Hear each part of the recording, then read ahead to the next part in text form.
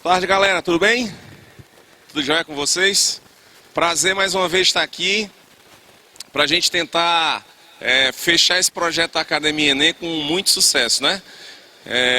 Espero realmente, aliás, assim, eu tenho certeza que esse ano a gente vai ter um sucesso igual ou superior nós tivemos ano passado, tá? Nessa nossa aula de revisão, material na página de número 35,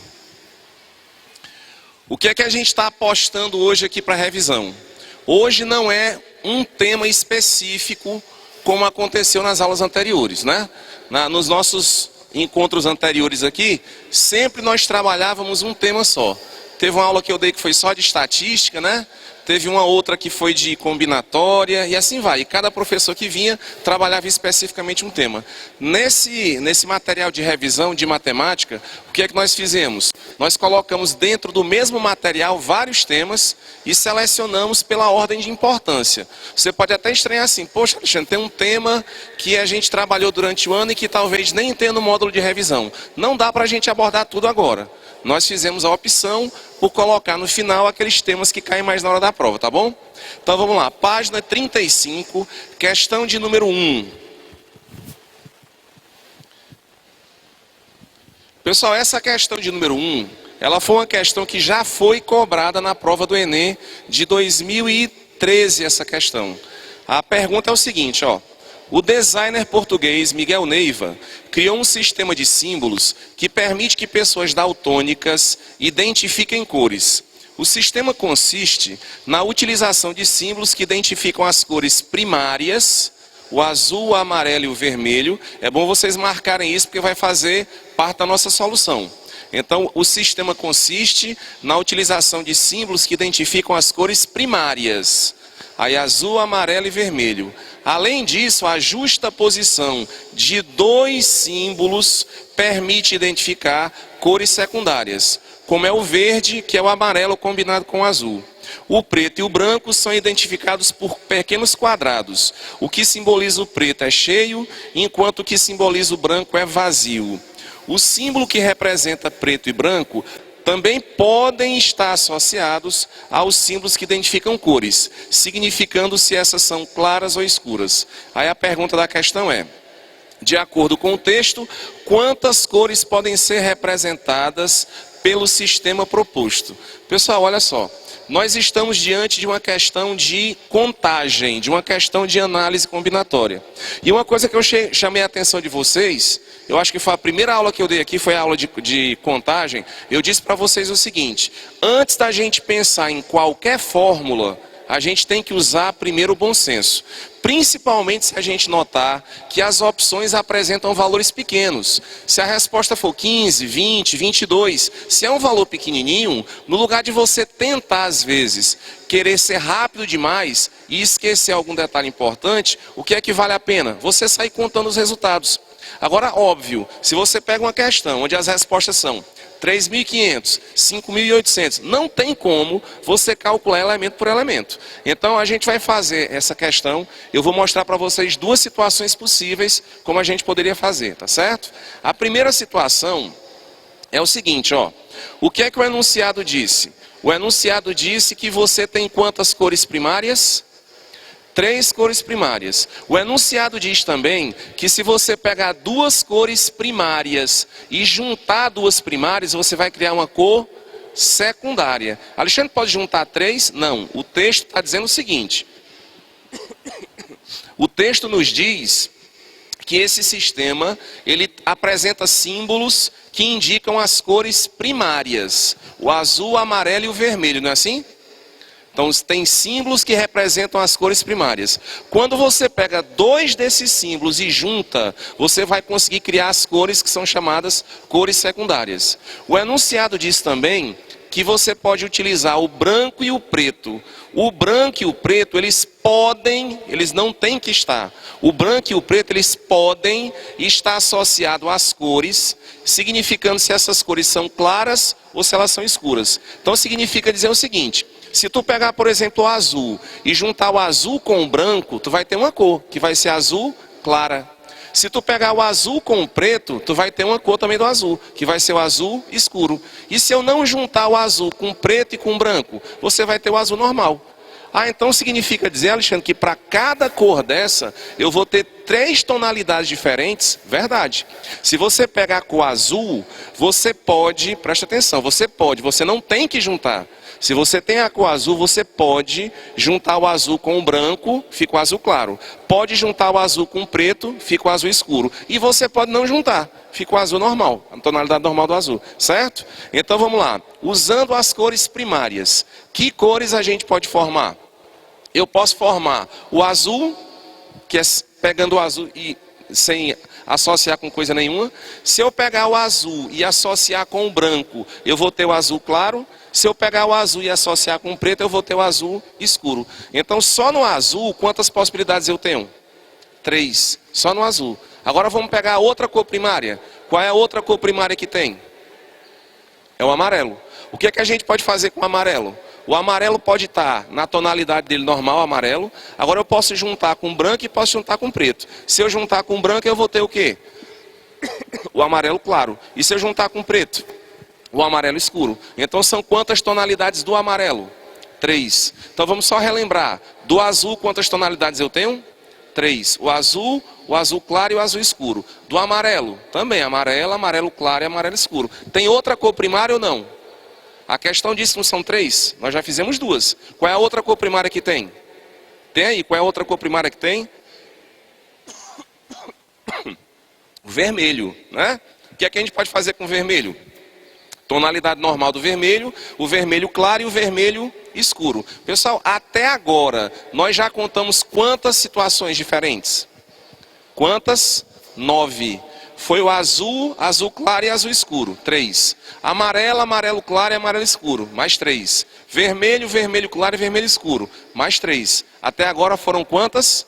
9. 9 só com as cores primárias. Agora vamos fazer as secundárias. Pelo que o texto diz, como é que vai nascer uma cor secundária? Quando você pega 2 primárias e junta. Então vamos pegar 2 cores primárias e juntar. Se a gente juntar o azul com o vermelho, eu vou ter uma outra cor, certo? Essa cor vai ser o violeta. Só que essa cor, eu posso juntar com o branco para ficar a tonalidade clara e posso juntar com o preto para ficar a tonalidade escura. Então, quando eu junto o vermelho com o azul, eu vou ter uma nova cor, que é o violeta, que pode vir na cor normal, no claro e no escuro. Tem mais 3 possibilidades. Isso se eu juntar o azul com o vermelho. Mas eu posso fazer outra união. Eu posso fazer o seguinte, ó. Eu posso juntar o azul com o amarelo. Cor secundária, o que é que está escrito no texto? Não sei o que acho. O que é que está escrito no texto? Você cria uma cor secundária à medida em que você junta 2 que são primárias. Já fiz, qual foi que eu fiz antes? Antes eu fiz o azul com o vermelho, né? Agora eu vou fazer o azul com o amarelo. Se eu juntar o azul com o amarelo, vai dar o verde. Aí pode ser o verde claro e pode ser o verde escuro. Mais 3. Tem mais alguma que a gente pode criar? Pessoal, quais são as cores primárias? Vamos lembrar. Está escrito. É o azul, o amarelo e o vermelho. Com o azul foram 3. Com o amarelo foram 3. Com o vermelho foram 3. Aí depois eu juntei o azul com o vermelho. Foram mais 3. Agora eu estou juntando o azul com o amarelo. São mais 3. Eu posso juntar quem mais agora? O amarelo com o vermelho. Se eu juntar o amarelo com o vermelho, vai dar outra cor, que é o laranja. Que eu não posso juntar mais 3. Que é o claro e o escuro. Certo? Então vamos contar quantas tem, tá certo? O azul são 3, né? Azul, azul claro e azul escuro. O amarelo também tem 3. O vermelho também tem 3. Aí se juntar o azul com o vermelho, mais 3. Se juntar o azul com o amarelo, mais 3. Se juntar o amarelo com o vermelho, mais 3. Já foram quantas cores? 18. Só que além dessas 18, ainda tem mais. Quais são as cores que a gente ainda pode contar? O preto e o branco. O enunciado da questão está dizendo que tem as cores primárias, tem as cores secundárias e ainda tem o preto e o branco. Então o que é que eu vou fazer agora? Ó? Eu vou juntar com tudo. E aí na hora que a gente junta o preto e o branco, que são 2 tonalidades diferentes, um aluno às vezes pergunta assim, Alexandre, e se tu juntar o preto com o branco? Mas a questão não diz que pode juntar o preto com o branco. Eu só posso fazer o que a questão está deixando. A questão diz que eu posso pegar o preto e o branco e juntar com o azul? Disse. Eu posso pegar o preto e o branco e juntar com as cores secundárias? Posso. Mas o preto e o branco entre si, a questão não deixou juntar. Então, quantas possibilidades eu tenho? 3 do azul, 3 do amarelo e 3 do vermelho, né? Aí, ó, amarelo com vermelho mais 3, amarelo com azul mais 3, vermelho com azul mais 3 e mais 2 que é o preto e o branco. Se eu contar tudo, quantas possibilidades tem? 20 possibilidades. Tem essa resposta? 20? Tem ou não tem? Aí me diga o seguinte, qual foi a fórmula que eu usei para resolver essa questão? Nenhuma fórmula. O que a gente fez foi ler, ter paciência e interpretar. Alexandre, cai questão desse jeito? Essa questão, pessoal, que foi que eu disse para vocês, foi da prova do Enem de 2013. Então, cai questão desse jeito? Cai. A gente precisa ter paciência para fazer a leitura, certo? Eu preciso de fórmula para resolver essa questão? Não. Alexandre, só tem essa maneira de resolver? Não, existem outras maneiras. Eu vou mostrar mais uma maneira para vocês de resolver essa questão, utilizando uma coisa que a gente viu lá no comecinho do nosso curso, que era o princípio fundamental da contagem. Qual é a diferença dessa técnica que a gente viu para a resolução da primeira questão para o princípio fundamental da contagem? É porque essa primeira técnica a gente chama de contagem direta. O que é a contagem direta? É aquela contagem que para chegar no resultado eu preciso descrever todas as situações. Então tudo que pode acontecer eu vou descrevendo. Depois eu conto quantas tem e cheguei no resultado 20. O princípio fundamental da contagem é uma técnica que me permite chegar no resultado final sem que para isso eu descreva elemento por elemento. Alexandre, essa técnica é mais rápida? Não significa dizer que ela é melhor. Por quê? Porque o princípio fundamental da contagem é curto na resolução, mas ele tem um problema que a gente tem que ter cuidado. Quando você chega no resultado sem verificar que elementos você contou, você está correndo o risco de ter contado alguma coisa repetida ou de ter esquecido de contar alguma coisa. Acontece isso, Alexandre? Acontece. Dependendo do problema, quando você aplica o princípio fundamental da contagem, esse princípio fundamental te dá apenas um resultado parcial. Às vezes você tem que corrigir. Como é que eu vou saber se tem ou se não tem que corrigir? Depende da questão. Não tem uma regra para dizer essa precisa, essa não precisa. Depende da questão. Mudou uma palavra, muda totalmente a resolução. Tá? Então, se eu fosse resolver essa questão que a gente acabou de discutir, utilizando o princípio fundamental da contagem, eu faria o seguinte, ó, usando as cores primárias. Pessoal, quantas cores primárias o enunciado diz que tem? 3. Então, eu vou dizer, ó, que cor primária tem o azul, tem o amarelo e o vermelho. Quantas possibilidades? 3. Agora, para cada uma dessas cores, quantas tonalidades eu tenho? Vamos pensar no azul. Tem o azul claro e o escuro. O amarelo, tem o amarelo, o claro e o escuro. O vermelho, tem o vermelho, o claro e o escuro. Quer dizer, para cada cor dessa, tem quantas tonalidades? 3. É a cor natural, a clara e a escura. É a natural, a clara e a escura, tá certo? Então, para cada uma dessas cores, eu tenho 3 tonalidades. A normal, o claro e o escuro. Então, ó, 3 cores e 3 tonalidades cada uma, 3 vezes 3 dá quanto? 9. Então, só com cores primárias, eu tenho 9 possibilidades. Eu não descrevi que situações são essas, mas eu já estou dizendo que são 9 possibilidades. Isso com as primárias. E se eu for pensar nas secundárias? Quantas cores secundárias eu tenho? 3. O azul com vermelho, o azul com amarelo e o amarelo com vermelho. Eu tenho 3 cores secundárias. Cada uma dessas cores pode vir em quantas tonalidades?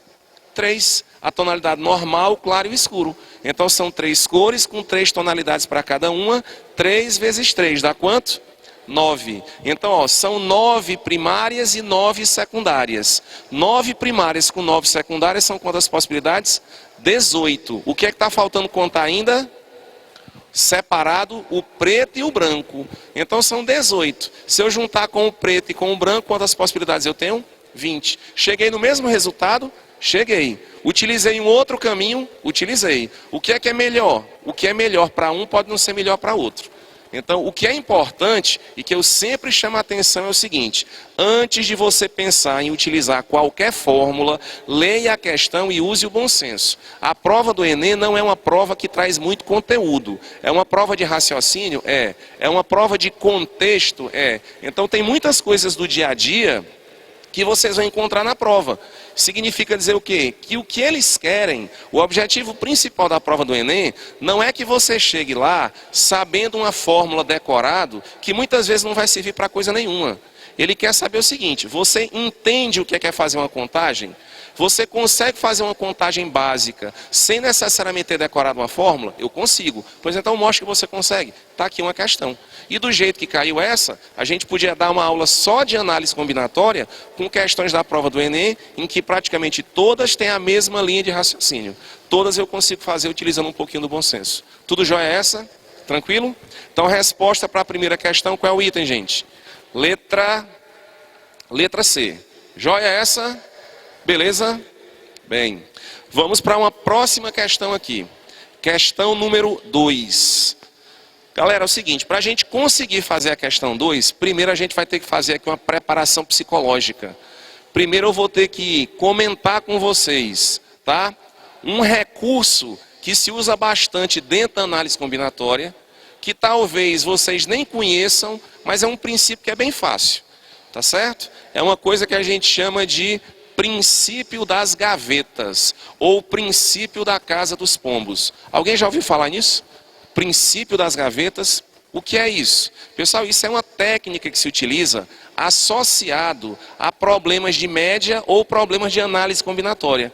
É uma coisa que é facílimo de você entender, não tem fórmula, é só questão de bom senso. O que é esse negócio do princípio da casa dos pombos? Pessoal, estou mostrando para vocês aí, ó, uma situação onde a gente tem quantas casinhas? Quantas casinhas tem aí? 9. Quantos pombos tem aí? Quantos pombos tem? Tem 10, não tem? Tem um que está virado, né? Pessoal, eu tenho 9 casinhas e eu tenho 10 pombos. Se tem mais pombos do que casinhas, vocês concordam que tem que ter casa com mais de um pombo? Tem ou não tem? Se eu tenho 10 pombos e só tenho 9 casinhas, eu vou colocar um em cada casinha. Depois que eu completar todas as casinhas, ainda tem um pombo. Então onde é que eu vou ter que colocar? Em uma casinha que já foi ocupada. Então é lógico, né? Se tem mais elementos do que cantos de onde eu guardar, vai ter canto onde os elementos vão ficar repetidos. Vamos pensar aqui numa situação. A situação é o seguinte, ó. Qual é o número mínimo de pessoas que devemos reunir para que tenhamos certeza de que entre elas há pelo menos 2 que fazem aniversário no mesmo dia da semana? Então assim, ó, eu preciso reunir um grupo de pessoas e garantir que nesse grupo de pessoas tem pelo menos 2 que vão aniversariar no mesmo dia da semana. Pessoal, quantos dias tem uma semana? 7.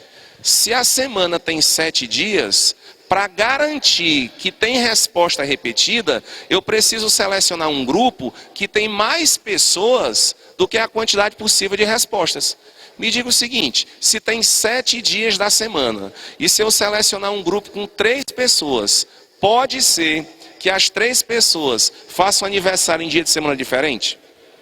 Pode. Uma pode dizer assim, ó, meu aniversário é na segunda, o outro na terça e o outro na quarta. Né? Porque tem mais resposta do que pessoas. Se eu pegar um grupo com 7 pessoas, eu posso ter 7 respostas diferentes? Pode. Um vai dizer que é segunda, terça, outra quarta, quinta, sexta, sábado e domingo. Mas se eu pegar mais pessoas do que a quantidade de respostas, obrigatoriamente alguém vai ter que repetir. Então a pergunta é, quantas pessoas eu preciso para garantir que vai ter resposta repetida? Quantas eu preciso? Eu preciso de mais pessoas do que a quantidade de dias da semana. Não tem 7 dias da semana? Então se eu tiver 8 pessoas, eu garanto que vai ter resposta repetida? Garanto. Porque a primeira vai dizer assim, ó, meu aniversário é na segunda, a outra, terça, quarta, quinta, sexta, sábado, domingo. 7 pessoas com 7 respostas diferentes. A 8ª pessoa, ela tem que dar uma resposta que já saiu antes. Então ela vai ou não vai repetir? Vai, é obrigado porque tem mais pessoas do que dia da semana. Vamos pensar de novo. Já tem um em cada semana, não tem? Já tem um em cada dia da semana? Tem uma pessoa que respondeu segunda, uma terça, uma quarta, uma quinta, uma sexta, um sábado e um domingo. Então, todo dia da semana já tem uma pessoa. Se eu colocar mais uma pessoa, ela tem que dar uma resposta que já foi dada antes. Aí nesse dia já tem 2 pessoas, que foi a primeira e mais essa. Basta ter mais pessoas do que a quantidade de respostas. Se eu perguntasse assim para vocês, ó, outra pergunta. Qual é o número mínimo de pessoas que devemos reunir para que tenhamos certeza de que entre elas há pelo menos 2 que fazem aniversário no mesmo mês? Eu quero ter um grupo de pessoas e garantir que nesse grupo tem pelo menos, pode até ser que tenha mais, mas eu quero garantir que tem pelo menos 2 que fazem aniversário no mesmo mês. Pessoal, quantos meses diferentes tem o ano? 12. Se o ano tem 12 meses, para garantir que tem resposta repetida, eu vou precisar de no mínimo quantas pessoas? No mínimo 13. Se eu tenho mais pessoas do que respostas, vai ter resposta repetida? Vai. Então a resposta para essa pergunta qual é? 13. O que é que a gente trabalhou? Uma técnica chamada princípio das gavetas. É isso que é o princípio das gavetas, tá certo? Bem, e o que é que isso tem a ver com a questão de número 2? Vamos ler a questão, gente. A questão 2 diz assim, ó. Uma prova consta de 4 testes com 5 alternativas cada, sendo a única alternativa correta para cada teste. A pergunta é, qual é o número mínimo de alunos que deverão resolver essa prova para se ter certeza que pelo menos 2 deles fornecerão o mesmo gabarito? Então vamos lá. Eu tenho uma prova, essa prova tem quantas questões? Tem 4 questões. Cada questão tem quantos itens? 5 itens. Então existem vários gabaritos diferentes para essa prova. Qual é a pergunta? A pergunta é, qual é a quantidade de pessoas que eu preciso ter para garantir que vai ter gabarito repetido? Pessoal, a única maneira de garantir que vai ter gabarito repetido é se eu tiver nesse grupo mais pessoas do que a quantidade possível de gabaritos que podem ser formados. Se eu tenho mais gente do que gabarito, então vai ter resposta repetida. Agora, se eu tenho uma quantidade menor, eu não garanto que vai ter gabarito repetido, não é não? Então vamos lá. Pergunta lá. A prova tem quantas questões que nós dissemos? 4 questões. Cada questão tem quantos itens? 5. Então vamos lá. Suponha que os itens sejam A, B, C, D e E. Então você vai marcar a resposta da primeira questão. Qual é a resposta da primeira questão? Ah, pode ser A, pode ser B, pode ser C, pode ser D e pode ser E. Quantas opções eu tenho? 5 opções para marcar a primeira questão. Vou marcar a segunda questão. Qual pode ser o gabarito da segunda questão? Pode ser A, B, C, D ou E. Então tem quantas opções? 5. E para a terceira questão, quantas opções eu tenho? 5. E para a quarta questão, quantas opções eu tenho? 5. Como é que eu faço agora para determinar quantos gabaritos diferentes podem ser formados? É só multiplicar os resultados. Isso é que a gente chama de princípio fundamental da contagem.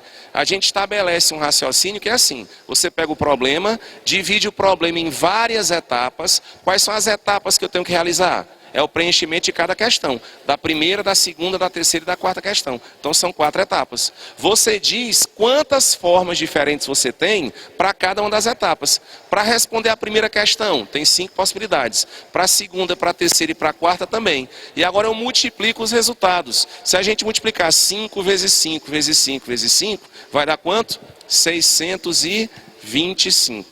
Anotem isso aí. 625 gabaritos diferentes. Muito bem. Qual foi a pergunta da questão? Vamos lá.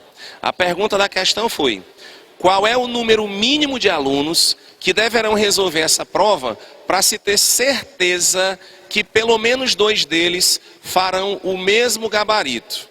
O que é que eu disse?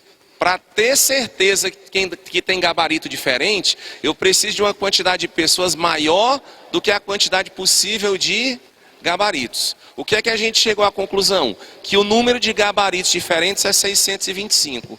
Qual é a quantidade de alunos que eu preciso para garantir que vai ter gabarito diferente, para garantir que vai ter gabarito repetido? Quantas pessoas eu preciso?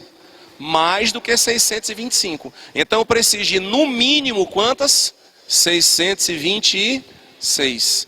Com 626 pessoas, dá para garantir que tem gabarito repetido. Resposta da questão qual vai ser? Resposta da questão 2, item A. Galera, entenderam essa? Entenderam? É relativamente simples, né? Uma questão interessante. Vamos para mais. Vamos lá. Gabarito da segunda questão, letra A. Vamos agora para a terceira. Pessoal, olha só, a terceira questão já é de um assunto diferente daquele assunto que trata a primeira e a segunda. A terceira questão trata do tema de probabilidade, tá certo? O que é que a gente chama de probabilidade? É a chance de uma determinada coisa acontecer. Se eu perguntar o seguinte, qual é a probabilidade de chover amanhã? O que é que eu espero? Eu espero que essa resposta seja um número que vai variar entre 0% e 100%. Quando eu digo assim, a probabilidade de chover amanhã é de 0%, o que é que eu garanto? Não vai chover. A probabilidade de chover amanhã é de 100%, o que é que eu garanto? Que vai chover. Agora, quando eu digo a probabilidade de chover amanhã é 70%, vai chover ou não vai? Não sei, pode chover e pode não chover. Né? Quando eu peço a probabilidade, eu quero a chance de alguma coisa acontecer. Muito bem. Olha só como é que é a questão de número 3. Pessoal, esse tipo de questão é o tipo de questão de probabilidade mais comum na prova do Enem. São as questões que você fala de lançamento de dados. Se você utilizar uma técnica que é mais ou menos simples, dificilmente você erra uma questão dessa. O que diz o texto? O texto diz assim, ó. O gamão é um jogo de tabuleiro muito antigo para dois oponentes, que combina a sorte em lances de dados com estratégia no movimento das peças. Pelas regras adotadas atualmente no Brasil, o número total de casas que as peças de um jogador podem avançar numa dada jogada é determinado pelo resultado do lançamento de dois dados. Então, o que é que o texto está dizendo? Que para saber quantas casas você vai andar, você tem que pegar dois dados e jogar. Tá, aí o que é que a gente faz? Olha o que é que diz assim, ó. Esse número é igual à soma dos valores obtidos nos dois dados, se esses valores forem diferentes entre si. E é igual ao dobro da soma se os valores obtidos nos dois dados forem iguais. Como é isso aí, Alexandre? Não entendi não. Então vamos de novo. O que é que o enunciado da questão está dizendo que é a regra do gamão que é adotada no Brasil? Quantas casas uma determinada pedra vai andar? Para saber quantas casas ela vai andar, você vai pegar dois dados, vai jogar dois dados, vai observar o resultado. Se os resultados forem diferentes, você soma. O resultado da soma é a quantidade de casas que você vai andar. Se você jogar dois dados e os resultados forem iguais, o que você vai andar é o dobro do resultado da soma. Você calcula a soma e vê quanto é o dobro da soma, tá certo? Bem, a pergunta da questão é: supondo que os dois dados não sejam viciados, o que é isso aí, Alexandre? O dado que não é viciado é o dado comum. É o dado em que a chance de sair 1, 2, 3, 4, 5, 6 é a mesma, tá? É um dado comum. A pergunta é: qual é a probabilidade de um jogador poder fazer suas peças andarem pelo menos 8 casas em uma jogada? Pessoal, eu queria que vocês marcassem isso no final, ó. Onde tem assim, ó. Pelo menos 8 casas em uma jogada. Eu não estou dizendo que vai andar 8. Eu estou dizendo que vai andar pelo menos 8. O que é que significa pelo menos 8? Pelo menos 8 pode ser 8 ou então mais do que 8, né? Alexandre, como é que a gente vai fazer para resolver uma questão dessa? Pessoal, vamos começar do básico. Eu vou fazer um desenho aqui com vocês, eu vou esperar vocês anotarem, porque esse desenho é o que resolve a questão. O que é que está escrito no começo da questão? Que o jogo consiste em você fazer o movimento das peças, só que esse movimento depende de quê? Do resultado que você obtém quando você vai fazer o lançamento de dois dados. Então o que é que eu vou fazer? Primeira coisa, eu vou construir uma tabela que a gente chama de tabela de dupla entrada, que é a tabela para o lançamento de dois dados. Como é que é isso? Constrói uma tabela com 6 linhas e 6 colunas, tá certo? E aí você numera assim, ó, de 1 a 6 nas linhas e de 1 a 6 nas colunas. Eu vou esperar vocês anotarem isso aqui, ó. Façam essa tabelinha aí comigo. Anotem essa tabela. Vou dar um minutinho aí para vocês copiarem. Não precisa anotar nada do texto. Agora eu preciso que vocês construam essa tabela. 6 linhas e 6 colunas. Aí coloca de 1 a 6 e de 1 a 6. Copia aí rapidinho. Copiaram? Deu certo? Muito bem. Então vamos fazer o seguinte. Vamos aproveitar essa tabelinha que nós construímos agora e vamos fazer as marcações dentro da tabela. Quais são as observações que tem no texto? Tem uma observação que diz assim, ó: a quantidade de casas que você vai andar, quer dizer, o número de casas que você vai andar, é igual à soma dos valores obtidos nos dados, se esses valores forem diferentes entre si. Então a primeira coisa que eu vou destacar é o seguinte: quando a gente olha nessa tabela, vocês estão vendo o primeiro cantinho que tem? O primeiro cantinho, né, 1 e 1. Esse 1 e 1, os resultados são iguais ou diferentes? Iguais. O 2, 2, iguais. O 3, 3. Quantos resultados iguais eu tenho aí? 6. É 1, 1, 2, 2, 3, 3, 4, 4, 5, 5 e 6, 6. Nessas casas, os resultados dos dados são iguais. Nas outras casas, que são essas que eu estou destacando, tá vendo? Todas essas casas que eu estou destacando aí, são casas em que os resultados são diferentes. O que é que eu preciso fazer então? Somar o resultado dos dados. Então vamos somar. Pessoal, na primeira casinha que tem lá, depois dessa casinha branca, que resultado eu vou botar? 3. 3 por quê, Alexandre? Você não vai ter que somar o resultado? Então vamos somar. É 1 da primeira linha com 2 da coluna. Então se eu fizer 1 mais 2 dá quanto? 3. Isso é a soma dos resultados dos dois dados. Vizinho ao 3, que valor eu vou colocar? Que valor eu vou colocar do lado do 3? 4. Por quê? Porque eu vou fazer 1 mais 3 dá 4. E depois desse 4, quem é que eu vou botar? 5, porque é 1 da linha com 4 da coluna, 5. Aí o outro resultado que eu vou botar? 6, que é 1 mais 5. O outro resultado que eu vou botar é 7. Alexandre, tu vai ter que preencher isso aí tudinho? Vou. Ah, mas vai dar trabalho. Mas pessoal, isso aí, como eu falei, é uma questão que já caiu na prova do Enem diversas vezes. É melhor que a questão dê um pouquinho de trabalho e você não tenha que decorar fórmula nenhuma, porque você consegue fazer isso. É só ter paciência de montar essa tabelazinha que está aí, com o lançamento de dois dados. Aí vamos preencher mais, ó. Aqui, ó, 2 mais 1 dá 3. Depois, ó, o 2 mais o 3 dá 5. E aí eu vou fazer o seguinte, eu vou preencher todas essas casinhas. Vou dar um tempinho para vocês preencherem, tá certo? Quem fez a tabela, vou dar um tempinho para vocês preencherem. E aí eu queria que vocês observassem comigo o seguinte: eu não preenchi ainda todas os espaçozinhos que tem aí. Pessoal, que espaços eu não preenchi ainda? São aqueles espaços em que os resultados são iguais. Porque quando os resultados forem iguais, o enunciado da questão está dizendo que eu vou usar uma outra regra. São duas regras para a mesma questão, Alexandre? São. A primeira regra é, se os resultados forem diferentes, eu somo. A outra regra, se os resultados forem iguais, você tem que calcular o dobro da soma. Tá certo? Então o que eu coloquei até agora foram os resultados em que os dados oferecem valores diferentes. Então terminem de preencher essa tabela aí. Todo mundo entendeu como é que é feito o preenchimento da tabela? Entenderam ou não? Você só vai somar os resultados. Você pega o resultado da linha, pega o resultado da coluna e soma, né? Lá em cima, por que eu coloquei aquele 3? Porque é 1 mais 2. Por que eu coloquei aquele 4? Porque é 1 mais 3. Por que lá no cantinho tem o 7? Bem aqui, ó, nesse cantinho. Por que tem o 7?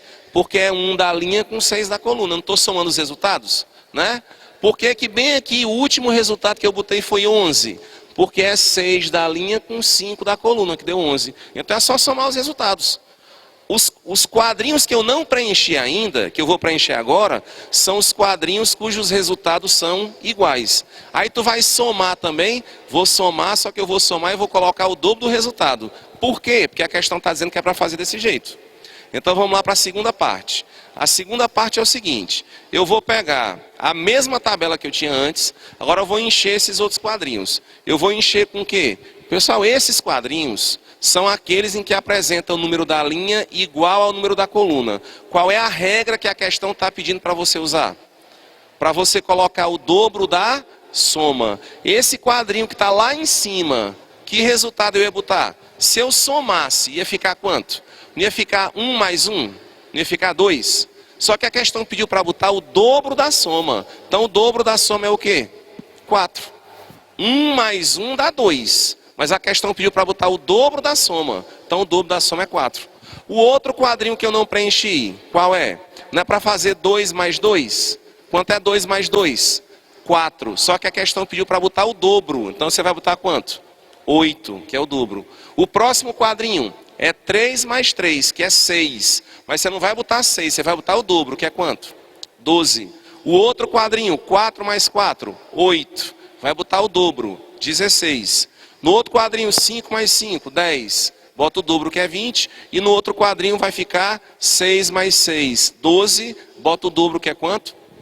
24. Então, em alguns quadrinhos eu só fiz somar, em outros eu fiz o quê? Somei e coloquei o resultado, que é o dobro da soma, porque a questão colocou essas duas regras. Bem, diante disso, agora o que é que eu tenho? Se eu estou vendo todos os resultados possíveis, eu tenho agora a condição de calcular o que a questão pediu. O que é que a questão pediu? Para calcular uma probabilidade. O que é a probabilidade? É a chance de alguma coisa acontecer. Como é que a gente calcula uma probabilidade? Pessoal, a probabilidade é a razão. O que é razão? Resultado da divisão. A probabilidade é o resultado da divisão entre o número de casos favoráveis e o número total de casos. Primeiro eu vou ver o seguinte: quantos resultados possíveis existem? Eu vou contar.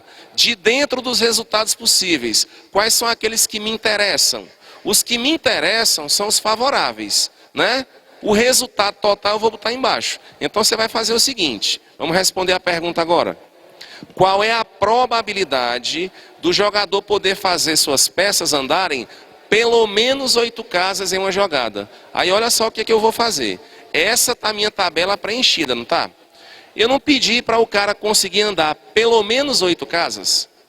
Pessoal, será que todos os resultados que aparecem têm pelo menos 8 casas para andar?